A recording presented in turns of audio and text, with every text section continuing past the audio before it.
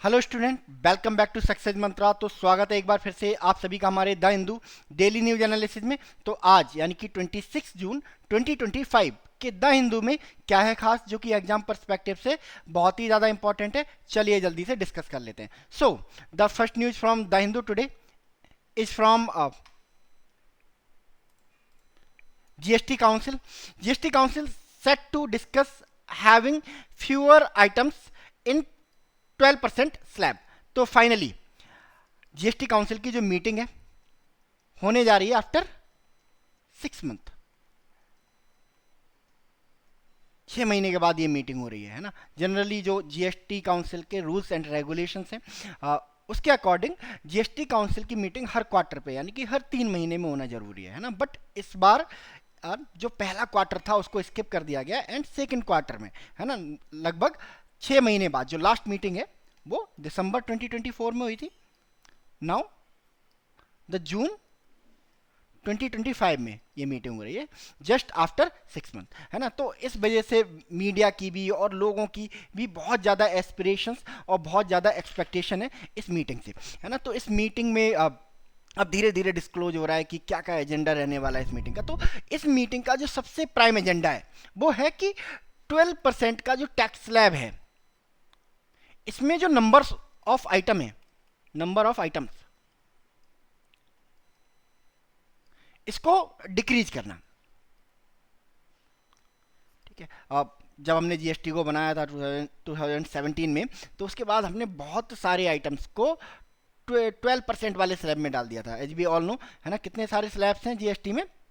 0%, 5%, 12% and 18% और last luxury items के लिए 28% है ना। तो हमने नेसेसिटीज़ के हिसाब से है ना और वैल्यू के हिसाब से जो ऑब्जेक्ट हैं, जो गुड्स एंड सर्विसेज हैं, उनको डिफरेंट डिफरेंट टैक्स स्लैब में हमने डाल के रखा हुआ है। जैसे डेली यूज के सामान है ना, हमने उसको किस स्लैब में डाल दिया है?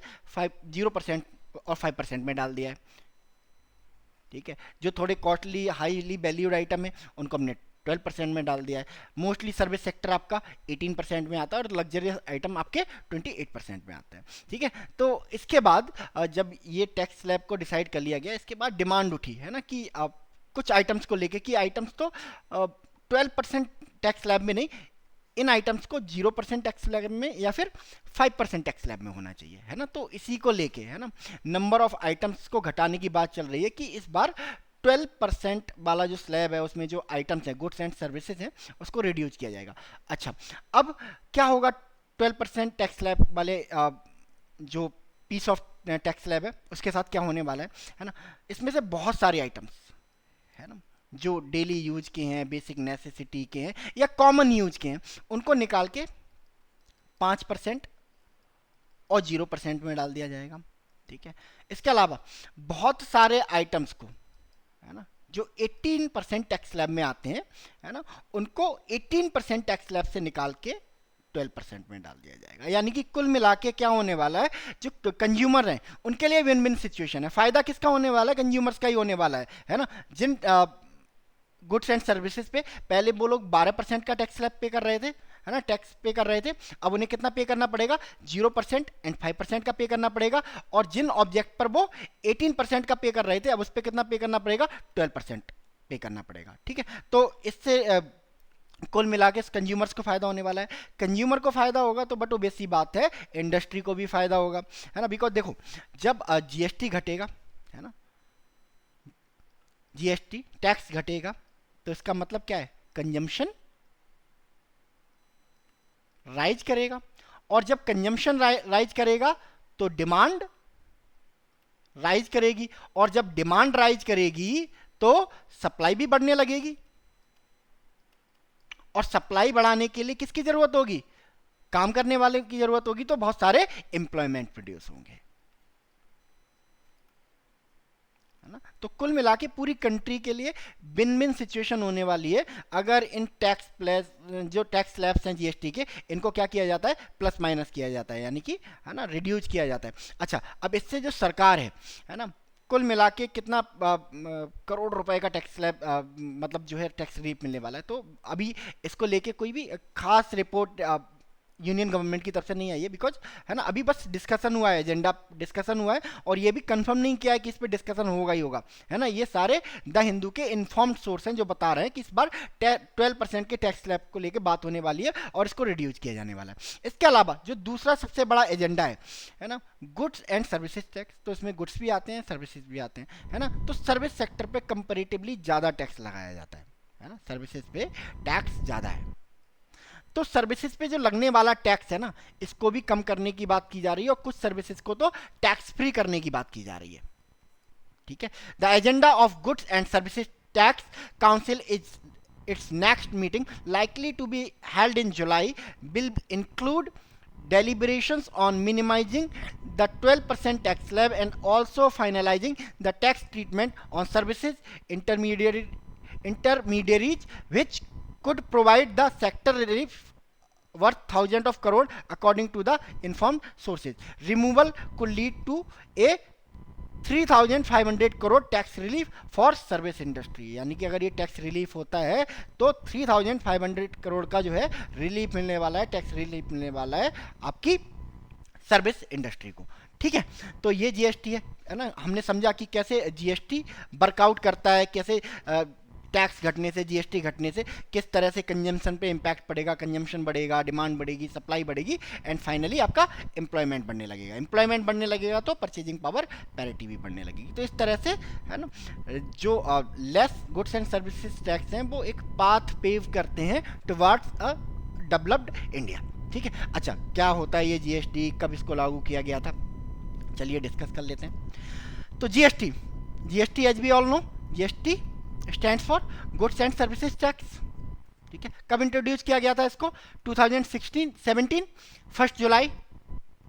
तभी तो 1 जुलाई को क्या मनाया जाता है, क्या ऑब्जर्व किया जाता है? जीएसटी डे ऑब्जर्व किया जाता है, ठीक है।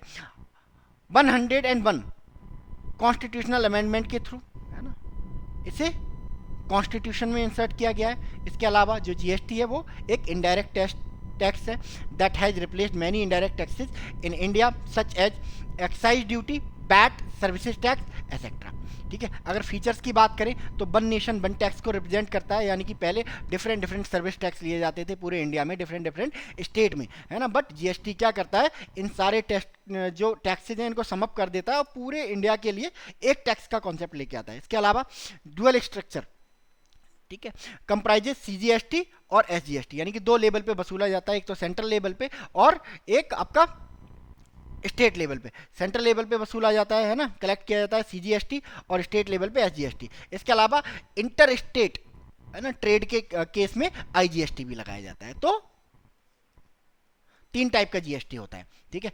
और इसका सबसे बड़ा फायदा ये है कि डेस्टिनेशन बेस्ड टैक्स है, हर जगह टैक्स नहीं देना पड़ता है। पहले प्रॉब्लम क्या थी, है ना, हर स्टेज पे टैक्स लगता था, जिससे जो आइटम है उसका प्राइस बहुत ज़्यादा बढ़ जाता था, बहुत ज़्यादा राइज कर जाता था। बट जो जीएसटी है वो एक डेस्टिनेशन बेस्ड टैक्स है, यानी कि कहाँ पे लगेगा, जहाँ पे बिकेगा वहाँ पे लगेगा, ठीक है। जहाँ से प्रोड्यूस हो रहा है वहाँ से कोई मतलब नहीं है ना, डेस्टिनेशन बेस्ड टैक्स है। टैक्स स्लैब 0%, 5%, 12%, 18% एंड 28%, है ना। गवर्नेंस, कौन गवर्न करता है ये इस जीएसटी को? तो एक जीएसटी काउंसिल बनाई गई है ना। GST council is the main decision making body regarding goods and services tax, ठीक है। और जो डिजिटल सॉल्यूशन है वो कौन प्रोवाइड करता है?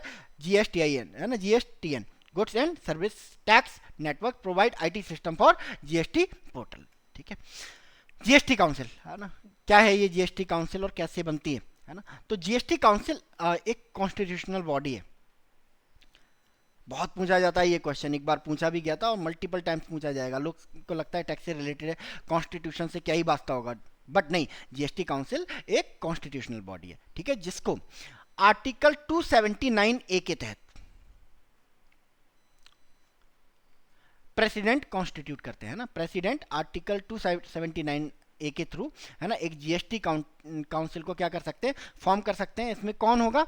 एक तो हमारा union finance minister as a chairperson, इसके अलावा the union minister of state, है ना, in charge of revenue of finance, है ना, जो केंद्र सरकार में जो राज्य मंत्री होते हैं वो लोग, ठीक है। इसके अलावा the minister in charge of finance और टैक्सेशन और any other minister nominated by each state government, है ना, एक मिनिस्टर एक स्टेट से, है ना। तो कुल मिला के फाइनेंस मिनिस्टर और union state finance minister plus जो स्टेट के मिनिस्टर्स होते हैं उनको मिला के जीएसटी काउंसिल बनती है। ठीक है, सारे फैसले है ना, जितने भी जीएसटी से रिलेटेड, चाहे जीएसटी लॉ से रिलेटेड हो या फिर जीएसटी मॉडल से रिलेटेड हो या टैक्सेस से रिलेटेड हो, ये सारे फैसले जीएसटी से रिलेटेड जीएसटी काउंसिल लेती है। ठीक है, अच्छा, अब जीएसटी काउंसिल में फैसले कैसे लिए जाते हैं, तो ऑब्वियस सी बात है मेजॉरिटी से। और मेजॉरिटी कितनी होनी चाहिए, 3/4 की मेजॉरिटी होनी चाहिए। ठीक है, तो जीएसटी काउंसिल को मैनेज कौन करता है, तो इसके लिए एक न्यू दिल्ली में एक सेक्रेटेरिएट बनाया गया है जिसको मैनेज करने का काम करता है। तो ये जीएसटी काउंसिल है। चलिए नेक्स्ट,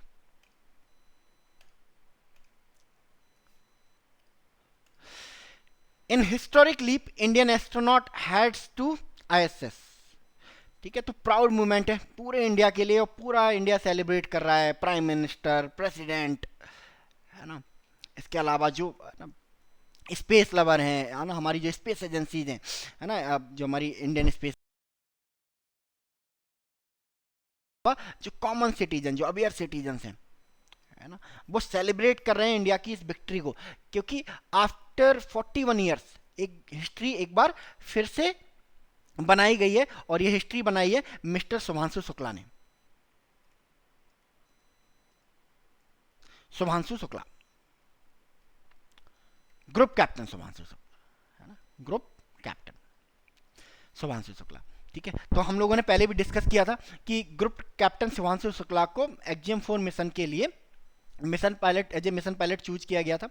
एंड 29 मई को इनका जो लॉन्च है वो होने वाला था, बट है ना, कुछ टेक्निकल इशू की वजह से ये लॉन्च नहीं हो पाया। बट फाइनली कल यानी कि 25 जून को, ये 25 जून को ये जो लॉन्च है सक्सेसफुली हुआ।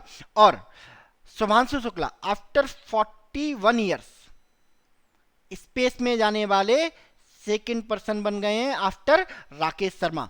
ठीक है, और कार्बन लाइन को पार करने वाले सेकंड पर्सन बन गए। कार्बन लाइन क्या होती है, कार्बन लाइन है ना, अर्थ और एटमॉस्फेयर के बीच में, स्पेस के बीच में एक बाउंड्री है ना, जो डिफाइन करती है कि इससे नीचे अर्थ का एरिया शुरू हो जाता है और इससे ऊपर स्पेस शुरू हो जाता है। ठीक है, तो बट वैसी बात है, राकेश शर्मा गए थे स्पेस में, अब आपके शुभांशु शुक्ला गए, तो Shubhanshu Shukla is also the second Indian to cross carbon line. ठीक है, मिशन का नाम एक्जियम-4 मिशन है ना। एक्जियम एरोस्पेस एक प्राइवेट कंपनी है यूएसए की, जो नासा, स्पेस एक्स और इसरो के साथ मिलकर काम कर रही है ना, टुवार्ड्स स्पेस एक्सप्लोरेशन।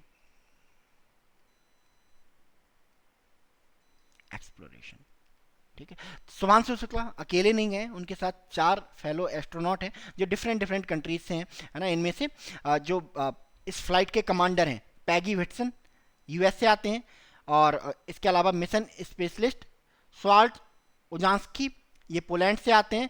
और दूसरे मिशन स्पेशलिस्ट हैं टिबोर कापू, ये हंगरी से आते हैं। और हमारे जो शुभांशु शुक्ला हैं वो कौन है, मिशन पायलट, यानी कि इस स्पेस क्राफ्ट के ड्राइवर हैं ये। ठीक है, यानी कि सबसे मेन पर्सन। ठीक है, तो 4 लोगों के साथ मिलके गए। अच्छा, इंडिया में इसको क्यों इतना सेलिब्रेट किया जा रहा है, नो डाउट एक माइलस्टोन है, बट उसे भी ज़्यादा सेलिब्रेट किया जा रहा है बिकॉज शुभांशु शुक्ला का ये स्टेप इंडिया का जो ह्यूमन स्पेस मिशन है उसको एक बूस्ट देगा, है ना। हम प्लान कर रहे हैं गगनयान मिशन, है ना, आपने सुना होगा गगनयान के बारे में, है ना, जिसके थ्रू हम क्या कर रहे हैं, अपने एस्ट्रोनॉट को अपने व्हीकल पे, अपने स्पेस क्राफ्ट से स्पेस में भेजना, ये ऑब्जेक्ट है ना। तो अब हमारे पास क्या होगा, है ना, टेक्निकली ऑफिशियली एक ऐसा पर्सन होगा जो स्पेस का एक्सपीरियंस लेके आया है, और ऐसा वैसा नहीं कि बैठ के बस चले गए, मिशन का pilot, as a mission pilot. तो नो डाउट हमारे गगनयान मिशन को बहुत ज़्यादा हेल्प मिलने वाली है इससे। ठीक है, इसके अलावा इन फ्यूचर, है ना, जो हम ह्यूमन स्पेस मिशन करने वाले हैं टुवार्ड्स मून, टुवार्ड्स मार्स, जो हमारे लॉन्ग टर्म प्लान है ना, उसमें भी क्या है, ये फर्स्ट स्टेप है। ठीक है, तो विक्ट्री है, एक ह्यूमंगस स्पेस विक्ट्री है इंडिया के लिए, है ना। किस मिशन के थ्रू, एक्जियम AX4, है ना, इसे AX4 भी कहते हैं, एक्जियम-4 मिशन। ठीक है, कौन से कैप्सूल का इस्तेमाल किया गया है, तो फाल्कन 9 ड्रैगन कैप्सूल, किसका, स्पेस एक्स का। ठीक है। इसके अलावा जो लॉन्च पैड है वो कौन सा है, नासा का कैनेडी स्पेस सेंटर, ठीक है। अब इसके अलावा 4 पायलट इनके साथ गए, हम लोग डिस्कस कर चुके हैं। स्पेस एक्स क्रू पायलट, है ना। कितने दिन की जर्नी होने वाली है ये, 14 डेज इंटरनेशनल स्पेस स्टेशन पे रहेंगे, ठीक है। और कब तक पहुंच जाएंगे ये इंटरनेशनल स्पेस स्टेशन पे, 28 आवर्स में, यानी कि आज, यानी कि 26 जून को मोस्ट प्रॉब्ली 3-4 बजे के समथिंग, है ना। या हो सकता है कुछ डिले भी हो सकते हैं क्योंकि स्पेस में अनसर्टेनिटीज बहुत होती हैं, तो मोस्ट प्रॉब्ली आज ये इंटरनेशनल स्पेस स्टेशन पे पहुंच जाएंगे, ठीक है। अब जब लॉन्च हो गया उसके बाद एक शुभांशु शुक्ला का बहुत ही इमोशनल और बहुत ही प्राउड मैसेज उन्होंने इंडिया को डिलीवर किया, है ना। और ये मैसेज था, this is not the start of my journey to the ISS but the start of India's human space program. I want my countryman to become part of this journey, let us join together and start India's human space program. जय हिंद, जय Bharat. Group captain Shubhanshu Shukla said in his first message from the mission, ठीक है। XM-4 mission, ये mister Shubhanshu Shukla, एक minute, Shubhanshu Shukla Indian air force में, है ना, pilot है। तो अब क्या बन गए, ये एक एस्ट्रोनॉट भी बन गए, ठीक है। तो देखो ये इसरो का पोस्टर है, इन्होंने, है ना, सक्सेस विश किए, wishing you the success in the glorious mission, ठीक है। XM-4 मिशन हम लोग डिस्कस कर ही चुके हैं, है ना। XM एरोस्पेस द्वारा ये मिशन किया जा रहा है, और, है ना, कौन कौन साथ दे रहा है इसमें, नासा, स्पेस एक्स और इसरो, ठीक है। और लॉन्च व्हीकल फॉल्कन 9, ठीक है। और launch station Kennedy space centre, है ना। 4 लोगों का क्रू गया है, ठीक है। और अगर इंडिया के लिए देखें तो 41 ईयर्स बाद कोई पर्सन, है ना, स्पेस में जा रहा है, हमारा इंडियन को स्पेस में जा रहा है ना। और 41 ईयर्स बाद ही क्या होगा, इसको कार्बन लाइन को क्रॉस करेगा दूसरी बार कोई इंडियन, ठीक है। चलिए नेक्स्ट। तो फाइनली जो माउंट कैलाश, है ना, और कैलाश मानसरोवर की जो तीर्थ यात्रा है, pilgrims visit mount Kailash Mansarovar after 6 year wait, तो 6 साल के बाद फाइनली ये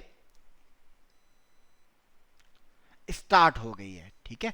तो इससे क्या अंदाजा लगाया जाता है ना, कि इंडिया चाइना के रिलेशन, है ना, थोड़े थोड़े करके हील कर रहे हैं, है ना। पिछले लगभग 5-6 सालों से, है ना, LAC पे जो स्टैंड ऑफ हुआ, डोकलाम में जो स्टैंड ऑफ हुआ, उसके बाद गलवान वैली में जो स्टैंड ऑफ हुआ, है ना, उसके बाद ये जो पिलग्रिमेज है उसको ओपन किया गया है फॉर इंडियंस। तो हम कह सकते हैं कि जो इंडिया चाइना के रिलेशन जो है हील हो रहे हैं। तो इंडिया चाइना के रिलेशन क्या यहीं पे आके रुक जाएंगे, है ना।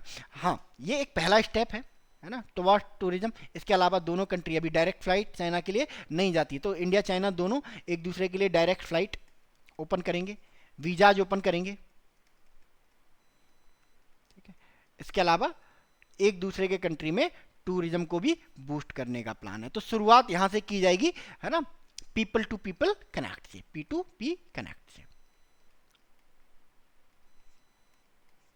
ठीक है। Last year Kazan BRICS summit में प्राइम मिनिस्टर नरेंद्र मोदी और शी जिनपिंग की जो बातचीत हुई थी, तो इंडिया चाइना के रिलेशन उसी गाइडलाइंस में धीरे धीरे आगे बढ़ रहे हैं, ठीक है। अच्छा, शायद बढ़ते भी नहीं, ऑपरेशन सिंदूर के बाद अब इंडिया चाइना के रिलेशन और हार्श हो जाने थे, कि जिस तरह से चाइना ने ओपनली सपोर्ट किया पाकिस्तान को, है ना। But thanks to Donald Trump, है ना कुछ ऐसा करते रहते हैं, है ना, जिससे कंट्रीज इनसिक्योर हो जाते हैं, है ना। और अभी इंडिया के साथ जो कुछ हुआ है ना, यूएस इंडिया रिलेशंस में जो कुछ हुआ है, उसके बाद India is feeling very disappointed, है ना। और एक जो अब यूएस के बारे में बोला जाता है ना, कि never trust US, north Korea को ट्रस्ट कर लो बट यूएस को ट्रस्ट मत करो, ठीक है। डोनाल्ड ट्रंप ने एक बार फिर से वही प्रूव किया है। इसके अलावा इंडिया चाइना के जो कुछ कॉमन इंटरेस्ट हैं, चाहे ट्रेड को लेकर हो, ब्रिक्स को लेकर हो, SCA को लेकर हो, या फिर वर्ल्ड ट्रेड ऑर्गेनाइजेशन में हो,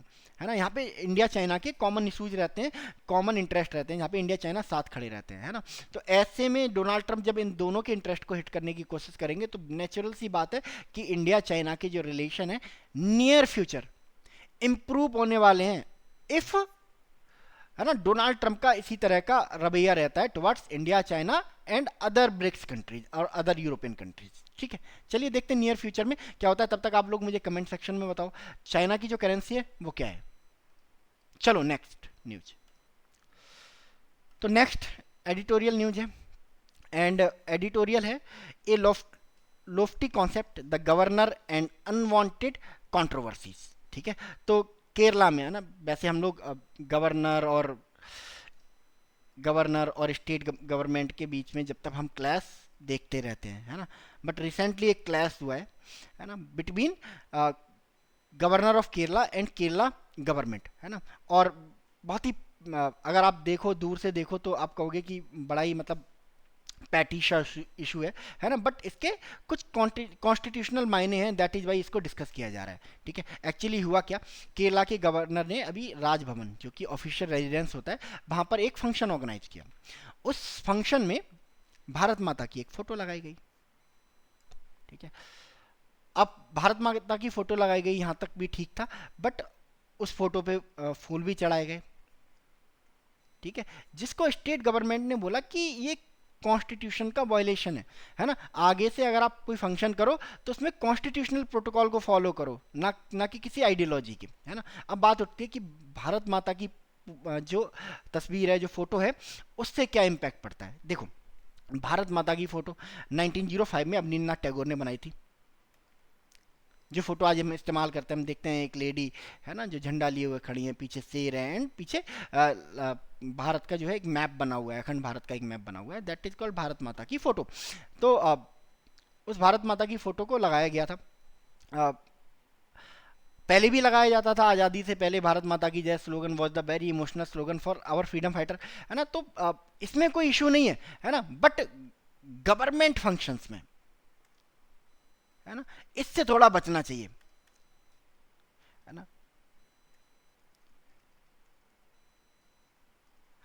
मान लो कि अगर कोई और आइडियोलॉजी का पर्सन गवर्नर बन जाता है ना, और वो अपने इंसिग्नियाज को या फिर अपने कल्चर को वहां पर, है ना, फोर्स करने की कोशिश करता है फंक्शन में, है ना, इट इज बैड ना, है ना। तो बेटर है कि कॉन्स्टिट्यूशन ने जो प्रोटोकॉल्स बना के रखे हैं गवर्नर्स के लिए, खास करके ऐसे लोगों के लिए जो कॉन्स्टिट्यूशनल पोस्ट पर बैठे हुए हैं, है ना, तो कॉन्स्टिट्यूशनल प्रोटोकॉल का जो रेस्पेक्ट है वो करना ही चाहिए, है ना। और वैसे भी ऐसे कंट्री में, है ना, जो कि खुद को क्या कंसीडर करता है, सेकुलर कंसीडर करता है। तो इसी पर है ये पूरा का पूरा article. Since no picture of Bharat Mata in any form has been recognised by either the constitution और लॉ और adopted like the national anthem, the national flag, national emblem, even the national symbol such as picture cannot be a part of any political function organized by the government। ठीक है, तो simple है, constitution का हवाला दिया गया है state government की तरफ से। ठीक है, it may be noted that this picture of Bharat Mata is usually only by the Rashtriya Swayamsevak Sangh RSS, the Bharatiya Janata Party in their function, the governor being the constitutional head of state is expected to conduct himself in accordance with the constitution, है ना। कोई issue नहीं है ना, but governor head of state है, एक constitutional position है, जिसको, है ना, रेस्पेक्ट करना बाउंड है, जिसको रेस्पेक्ट मिलती है बहुत ज़्यादा, तो गवर्नर को चाहिए कि वो रेस्पेक्ट अपनी बना के रखे। दूसरा, ये जो रेजोल्यूशन है या फिर ये जो सजेशन है वो दिया गया है फ्रॉम स्टेट गवर्नमेंट, है ना। और कॉन्स्टिट्यूशन कहता है कि जो गवर्नर है उसको स्टेट गवर्नमेंट की ना एडवाइस पे काम करना चाहिए। तो as a constitutional head, as a constitutional person, है ना, जो गवर्नर हैं, केरला गवर्नर हैं, उनको गाइडेंस फॉलो करनी चाहिए जो स्टेट गवर्नमेंट दे रही है। तो ये आर्टिकल इस रिगार्डिंग है। कमेंट सेक्शन में आप लोग बताओ कॉन्स्टिट्यूशन का कौन सा आर्टिकल, है ना, बात करता है about the post of the governor, जल्दी से बताओ कमेंट सेक्शन में। चलिए next news. Union cabinet passes resolution to mark 50 years of emergency. ठीक है, तो 25 जून 1975 की मिडनाइट को हमारी कंट्री में इमरजेंसी इम्पोज कर दी गई थी, और आज, है ना, कल यानी कि 25 जून 1975 2025, इसको हो गए 50 साल, है ना। तो इसी पे इंडियन गवर्नमेंट ने एक रेजोल्यूशन पास किया है। अब एच बी ऑल नो कि अब इस दिन को, है ना, हमारी जो गवर्नमेंट है उसने क्या डिक्लेयर करके रखा है, संविधान हत्या दिवस, कॉन्स्टिट्यूशनल मर्डर डे। ठीक है, तो अब जो यूनियन गवर्नमेंट है उसका एक्सक्यूज ये रहता है कि हमें इस दिन को रिमेंबर करना चाहिए, हर साल हमें इस दिन को याद करना चाहिए, ताकि हमें याद रहे, है ना, कि हमें लीडर्स को इतनी पावर्स नहीं दे देनी है ना, कि वो हमारे राइट्स को ही क्या कर लें, हमारे फंडामेंटल राइट्स को ही खत्म कर दें, है ना। तो हमें इस दिन को याद रखना चाहिए कि कैसे, है ना, एक लीडर ने, है ना, अपनी पावर्स का मिसयूज करते हुए पूरे के पूरे कंट्री के जो राइट्स हैं, है ना, उनको क्या कर दिया था, खत्म कर दिया था ओवरनाइट। ठीक है, पॉलिटिक्स भी इस पर होती रहती है ना। बीजेपी अपने एलिगेशन लगाती है, कांग्रेस अपने एलिगेशन लगाती है। ठीक है, तो इसको कल 50 साल हो गए, इसको याद रखना है आप लोगों को। ठीक है, किस दिन के रूप में मनाया जाता है 25 जून को, संविधान हत्या दिवस के रूप में मनाया जाता है। ठीक है, चलिए आज के द हिंदू में हम लोग इतना ही रखते हैं, मिलते हैं कल यानी कि 27 जून के द हिंदू के साथ। तब तक के लिए आप लोग अपना ध्यान रखिए, बहुत अच्छे से पढ़ाई कीजिए। Thank you so much and God bless you all.